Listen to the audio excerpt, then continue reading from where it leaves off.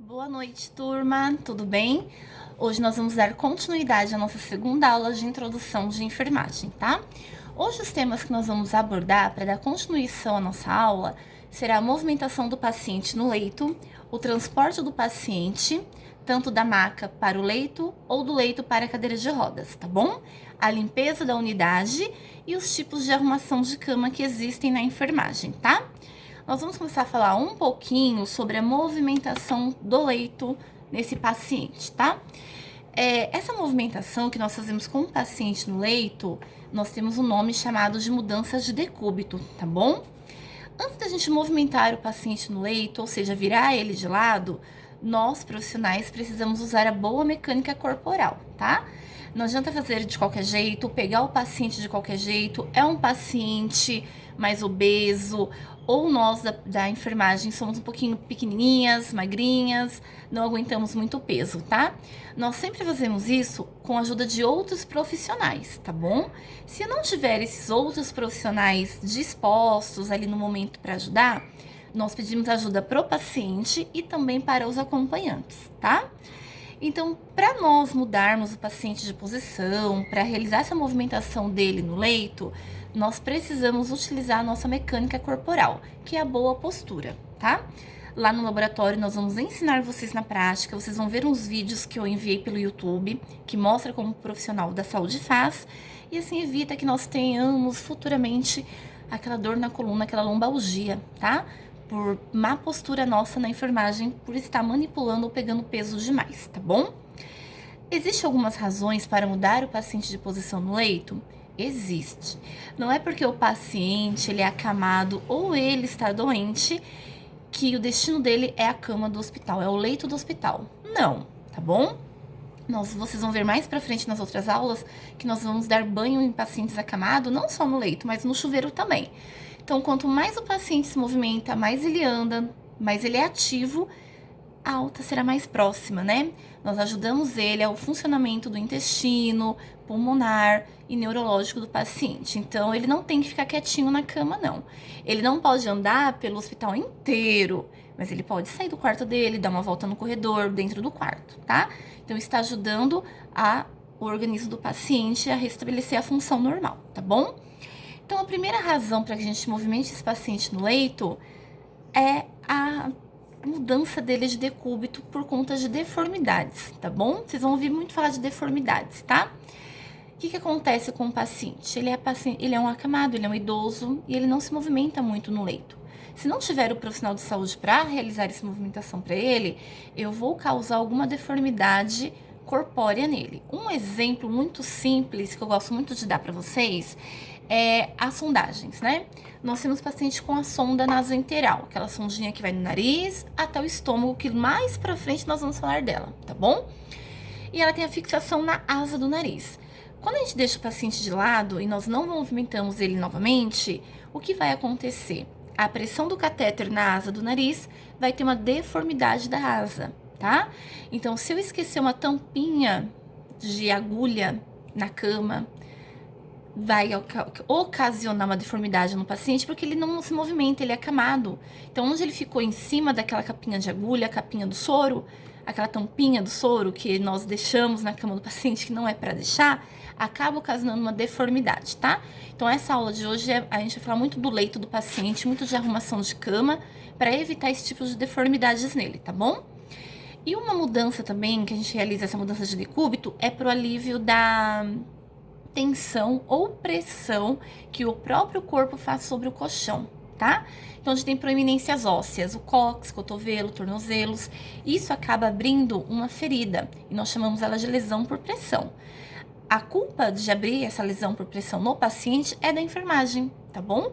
Porque nós não mudamos o paciente de decúbito pelo excesso de trabalho e também não orientamos o acompanhante.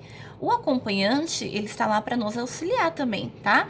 Ele não vai fazer medicação, nada disso, mas ele pode ajudar no auxílio no banho, numa troca de fralda, na alimentação e mudar o paciente de decúbito, tá?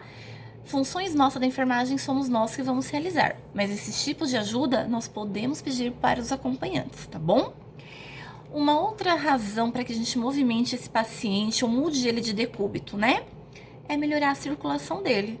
Então, a gente tá melhorando a circulação, ele fica muito tempo deitado com as costas no colchão. Então, a gente ajuda também na respiração, né? Na expansibilidade daquele pulmão. Porque fica tanto tempo ali encostado no colchão que ele não consegue expandir o pulmão. Por isso que nós vamos mudar ele de decúbito, tá bom? Vocês vão ouvir falar muito aqui no curso sobre atelectasia. É uma patologia ocasionada pela posição do paciente no leito, tá bom? Muito tempo deitado, ele é acamado, ele não consegue expandir. E essa atelectasia acontece lá no pulmão, vai colabar os alvéolos. Em anatomia, vocês vão ter toda essa aula do sistema respiratório e vocês vão entender o que que é, tá bom? Então, nós também vamos mudar o paciente no leito para a realização de exames e para o alívio da dor. Às vezes ele tá com dor, a gente muda ele de posição, a dor ameniza, tá bom? Ou até mesmo a dor alivia, tá? Para nós realizarmos essa mudança, né, essa movimentação dele no leito, nós chamamos de mudança de decúbito, tá bom? Essa mudança de decúbito é essa movimentação que nós vamos fazer com ele no leito, tá? E quando que é realizada a mudança de decúbito? Né? É muito importante para nós na enfermagem, a cada 2 horas. Então, esse tipo de assistência que nós vamos dar para o paciente, essa mudança de decúbito, não vem por prescrição médica, né? Os cuidados de enfermagem, eles não são prescritos pelo profissional médico, tá bom? O que o profissional médico prescreve para nós são medicações e alguns procedimentos invasivos, como sondagens, curativos, tá? Mas mudar o paciente de decúbito, isso é assistência da enfermagem. Aferir sinais vitais é assistência de enfermagem. Não precisa um médico pedir, tá bom? Ou o enfermeiro, que é a chefia direta de vocês, pedirem para vocês fazerem, tá? Isso é assistência, tá bom? Então, vocês vão poder fazer isso automaticamente, tá? Ah, vou mudar o paciente de leito. Ah, mas o enfermeiro não pediu nem o médico. Tem que mudar a cada 2 horas. Nós temos que mudar essa assistência de enfermagem, tá? Então, nós temos 4 tipos de posições aqui para mudar o paciente de decúbito, tá bom? É o decúbito dorsal, ventral, lateral direito e lateral esquerdo, tá? Nós não falamos na enfermagem assim. Ah, eu deixei o paciente deitado de barriga para cima. Ah, ele tá deitado de barriga para baixo. Ah, ele tá de lado agora direito, lado esquerdo. Não. Nós temos as nossas terminologias para que nós podemos falar, tá bom? Então, o que eu quero dar uma dica para vocês gravarem a posição dele quando vocês forem realizar a mudança de decúbito. O lado do corpo que está em contato com o colchão é o nome do decúbito, tá bom? Olha um exemplo. Decúbito dorsal. O dorso é as costas, tá? Então, nós chamamos as costas de região dorsal. Paciente com as costas no colchão, barriguinha para cima, o que está encostando no colchão? É as costas. Poxa vida, as costas é a região dorsal. Então, ele está em decúbito dorsal. Daqui 2 horas, vocês vão movimentar esse paciente novamente, tá bom?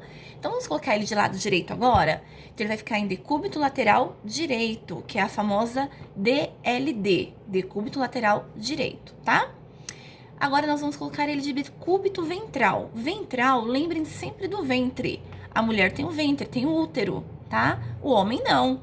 Mas nós vamos determinar que essa posição seja ventral. Lembrem sempre do ventre. Então, é barriguinha encostada no colchão, tá? Lógico que a cabecinha dele vai ficar lateralizada, tá bom? Desde que as condições do paciente permita que ele fique nessa posição, tá bom? Nós vamos ter pacientes com oxigênio, traqueostomia, colostomia, entubados. Então, essas situações eu não vou poder deixar ele de ventral. Então, ele vai ficar só em 3 posições, tá? Dorsal, lateral direito e lateral esquerdo, tá bom? Então, a cada hora que vocês colocarem um paciente nesse decúbito, vocês vão no prontuário dele e vão anotar. Às 20 horas da noite, realizado mudança de decúbito. Qual foi o decúbito que vocês deixaram o paciente?